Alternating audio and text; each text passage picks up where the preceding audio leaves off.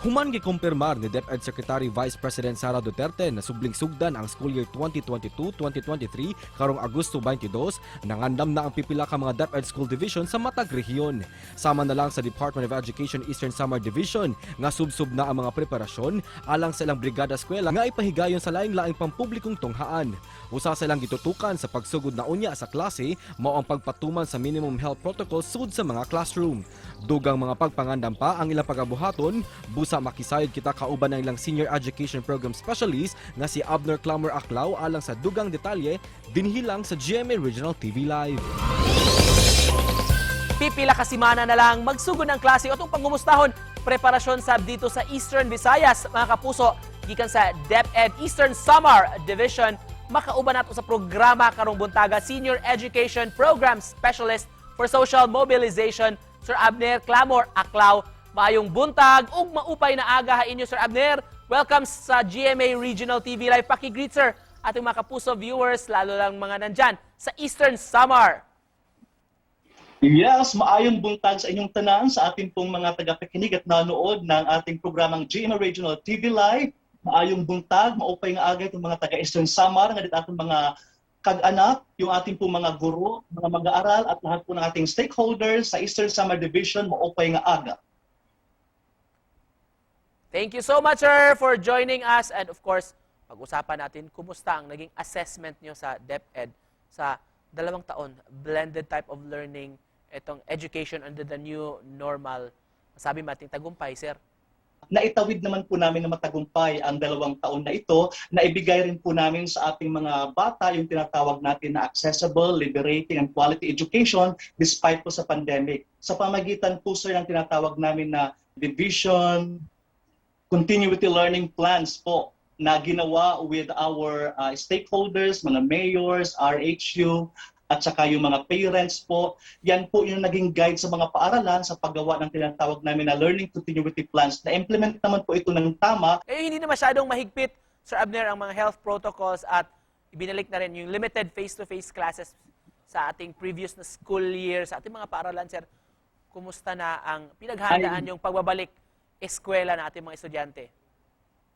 Yes, sir. We are happy to inform you po na sa 3rd quarter pa lang po nung nagdaang school year ay almost 100% na po yung mga paaralan sa Eastern Samar Division nakapag-implement, nakapag-conduct ng progressive expansion ng limited face-to-face. So, ibig sabihin po, nagtulungan ang aming stakeholders, ang aming paaralan with the barangay people para po maipaghanda yung aming mga paaralan sa limited face-to-face. At ngayon po, sa paparating na school year 2022-2023, lahat po 100% ng aming paaralan sa Summer Division ay mag-i-implement na po ng 5-day in-person classes. Unang-una po, sir, allow me to welcome yung aming bagong secretary and behalf po ng DepEd Summer Division.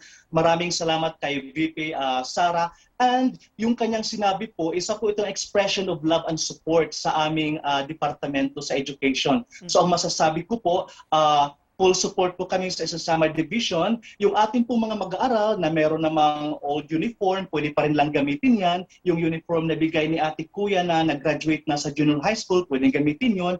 Pero po kung sa ating mga last mile schools na mga mag-aaral na medyo iba pa yung priority nila sa paparating na pasukan, pwede naman po pumasok sila na hindi muna nag-uniform. So ilang weeks na lang, magbubukas na ito ating panibagong school year, 2022-2023, kumusta na ang paghanda? All systems go na ba dyan sa Eastern Samar, Sir Abner?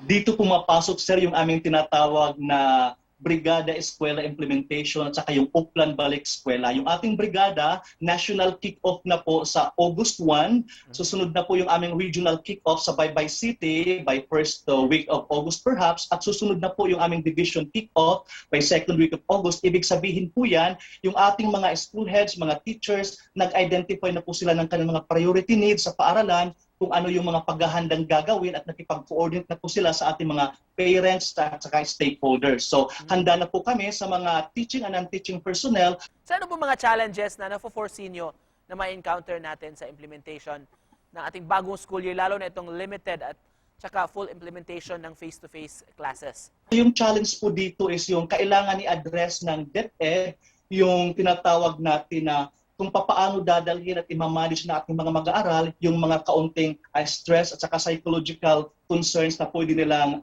ma-meet along the way. And just to close this, Sir Abner, message of hope niyo po sa ating mga kapuso na nanonood right now, lalo na sa mga stakeholders natin dyan, students, parents, at saka teachers dyan sa Eastern Visayas. Sa mga kapwa ko taga-Este, alam po natin na kahit anong klaseng bagyo, lindol o pandemic ang dumaan sa atin, resilient na tayo at kaya natin yan. Kaya po meron kaming tinatawag, sir, na Pictaw Este. Pictaw means to live at ibig sabihin ng Pictaw sa amin is padayon isusulong at edukasyon at katawhan ha este.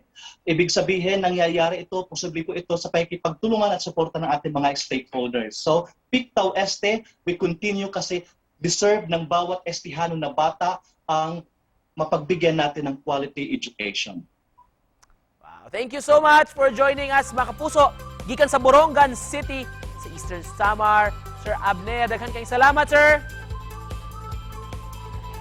Thank you.